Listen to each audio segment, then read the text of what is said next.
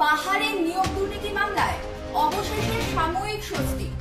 Supreme কোর্টের তরফে অন্তর্বর্তীকালীন স্থগিতাদেশের নির্দেশ দেওয়া হলো। বিচারপতি বি.আর. গাভাইয়ের তরফে নোটিশ বোর্ড দেওয়া হচ্ছে সমস্ত পক্ষকে। তাতে বলা হয়েছে যে আগামী 2 সপ্তাহ পরে আবার মামলার শুনানি হবে। প্রসঙ্গত উল্লেখ্য যে কলকাতা হাইকোর্টের নির্দেশে সিবিআই তদন্তের নির্দেশ দেওয়া হয়েছিল এই এসএসসি নিয়োগ দুর্নীতি মামলায়।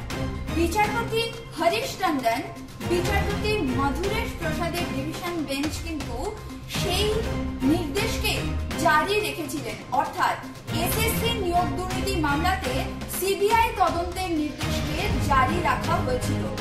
আর তার পরপরই রাজ্য সরকার দ্বারস্থ হয়েছিল সুপ্রিম কোর্টে।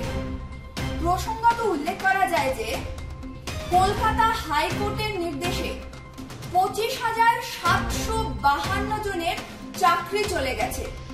তবে সুপ্রিম কোর্টের নির্দেশে কিন্তু এখনো পর্যন্ত চাকরি বাতিলের স্থগিতাদেশ রয়েছে, অর্থাৎ চাকরি বাতিল এখনো বহাল আছে। আপনারা দেখছেন ক্যালকলিং টিভি।